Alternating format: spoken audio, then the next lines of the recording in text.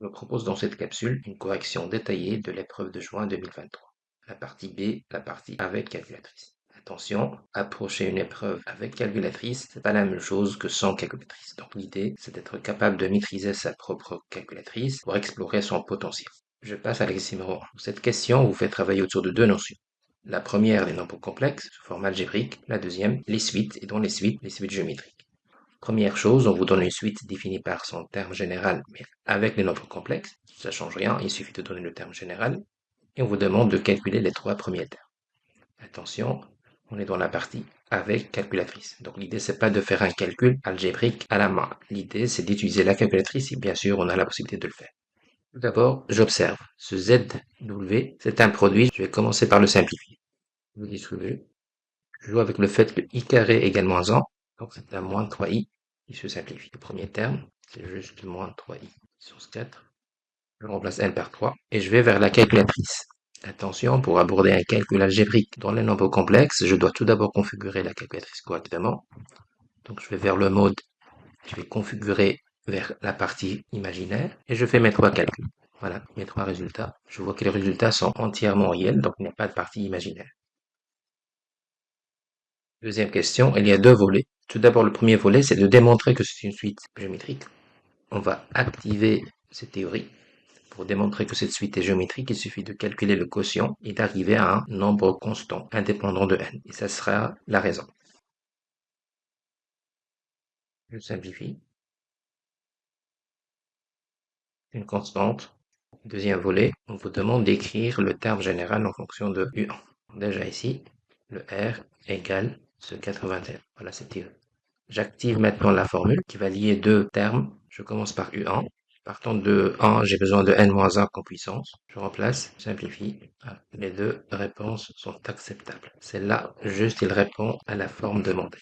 Deuxième question, on est sur une fonction sous forme de famille de fonctions, puisqu'on a inséré un paramètre. On voit bien la présence de l'exponentielle et d'un polynôme de deuxième degré. Attention, c'est une famille très importante pour le bac. On doit être capable de la dériver correctement, de la primitiver correctement. C'est pour le cadre général. On vous donne trois cas particuliers.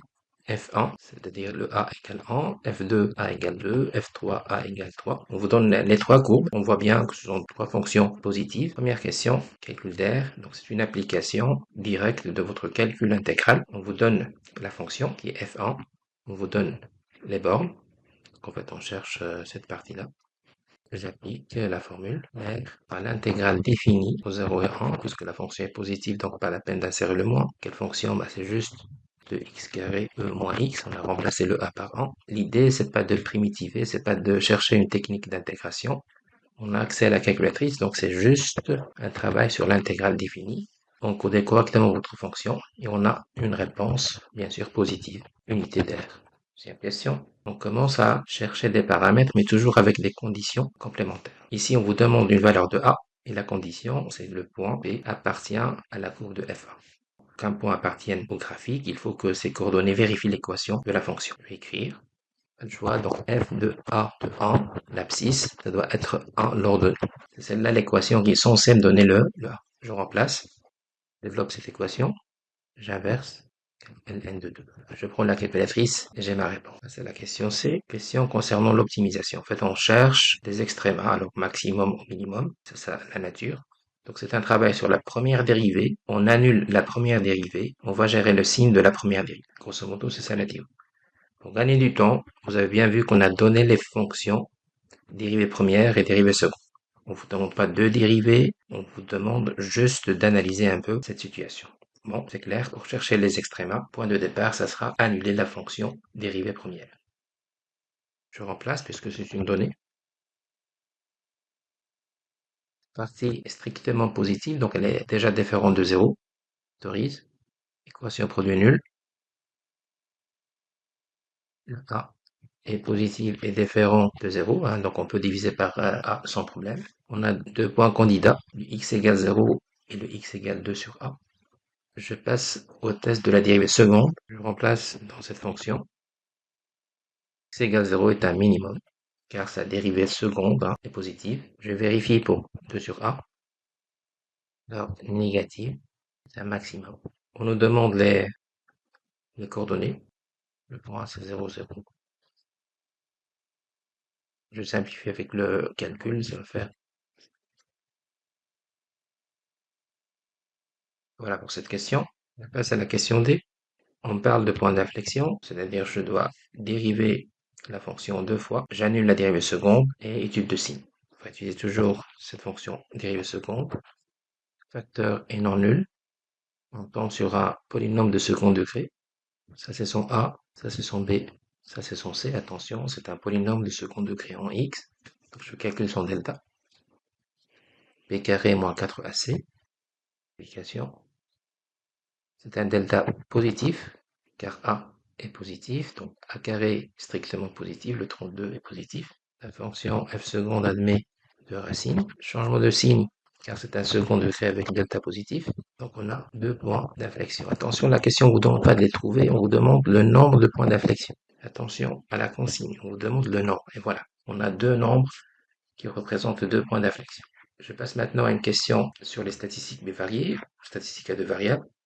Très classique, vous avez deux variables, x représente les années, y représente le nombre en millions de voitures. Première question, la droite de la régression de y en x, c'est-à-dire y égale à x. On est dans l'environnement calculatrice, je commence par configurer. Attention, prenez toujours le temps de configurer correctement, donc je vais vers la première configuration et je vais activer ce stat diagnostic. Attention, c'est très important parce qu'à partir de ce moment-là, l'affichage va me donner le R et le R carré. Je vais éditer les deux listes, sont là, L1 et L2, ça peut être autre chose que L1 et L2. Je vais vers la partie calcul et je vais vers la partie régression. Je renseigne correctement la calculatrice et en principe, on a cet écran qui va me donner plusieurs informations. La première, c'est celle-là, c'est le couple A et B qui représente la droite. Donc, question A. Deuxième question, on vous demande le R. C'est la troisième question. On vous demande un peu de théorie, votre avis sur le nuage de points. C'est juste de l'observation. On voit bien ce nuage, car ce sont des points presque alignés. Donc, en fait, il y a un lien très très fort entre ces deux variables. Ça, c'est pour dire qu'on est avec un R approximativement égal à moins 1. C'est le cas puisqu'on arrive quand même à moins 0,992. On passe maintenant à la question concernant la loi normale. Attention, dans l'énoncé, l'indication est déjà donnée. On sait que c'est une distribution normale. Par contre, sa moyenne et son écart type, ce sont deux inconnus. Alors, on a un problème avec deux inconnus. On a besoin de deux informations. Ils seront données sous forme de probabilité. Voilà la première information. Voilà la deuxième information. Tout le travail, et c'est un travail technique quand même important. Attention aux étapes. Le travail consiste à traduire mathématiquement ces deux conditions. Tout d'abord, premier conseil, quand on a une loi normale qui n'est pas standard, il faut la centrer et réduire. Le processus centrer et réduire est donné par cette formule. N'importe quelle loi x qui suit une normale mu sigma sera amenée par un processus de centrage et de réduction à x moins mu sur sigma qui donne toujours la normale standard 0. C'est très important. Maintenant, on va comprendre cette information sur le schéma. La première information correspond à cette R. Cette borne, c'est 600. Tout ce qui est supérieur à 600 va donner 2,3% de l'ensemble, c'est-à-dire la probabilité de 0,023. Deuxième information, elle est là. Ce qui est inférieur à 550, ça correspond à un pourcentage global 81%, c'est-à-dire 0,141. Le mu est inconnu, l'écart type est inconnu. Ce qu'on va chercher maintenant, ce x-là va être un z normal 0,1. Et on va chercher cette borne, et on va chercher cette borne. Très important. Alors attention, deuxième réflexion, c'est situer l'air sous la courbe. Est-ce qu'il est au centre? Est-ce qu'il est à gauche? Est-ce qu'il est à droite? Par exemple ici, il est à gauche. Ici, il est à droite. Très important, parce qu'on va passer à la calculatrice maintenant pour trouver les bornes.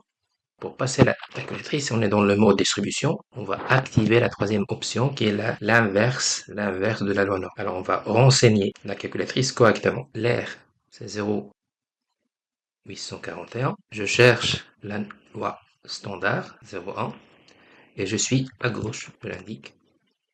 Calcul, ça va me donner cette borne. Je fais la même chose pour cette partie-là. Je renseigne l'air qui représente la probabilité. Je suis à droite. Le résultat, c'est la deuxième borne. Là. Voilà ce premier travail. Je développe maintenant mon travail. Ma nouvelle borne standard égale deuxième borne standard que j'ai trouvée. Deuxième borne Pour un problème de précision, je laisse 4 chiffres après la virgule ou 5. J'ai un système avec 2 inconnus, donc je vais vers la substitution. Je prends la calculatrice et je vais résoudre les deux équations. J'ai une solution, sigma, j'ai mon sigma, et je peux avoir juste mon mu avec ce calcul numérique, à peu près 500. Voilà, j'ai trouvé les deux paramètres de cette loi normale. Troisième exercice, situation, encore une fois, de loi de probabilité, mais là c'est une loi de probabilité discrète, c'est une loi binomiale, car c'est une répétition de n épreuves de Bernoulli. Vous avez deux éléments, le 3%, ça c'est pour la probabilité de réussite, se traduit par 0. Le fait de répéter 100 fois, donc vous avez un n égale 100. Votre y, c'est une binomiale de paramètres n égale 100 et p égale 0,03. Vous prenez votre calculatrice, la partie distribution, vous allez activer le CDF, c'est-à-dire le cumulatif, la fonction de répartition. Vous allez renseigner votre calculatrice correctement. Ça, c'est le N, ça, c'est le P, et ça, c'est la valeur 3. Le résultat est donné par calculatrice.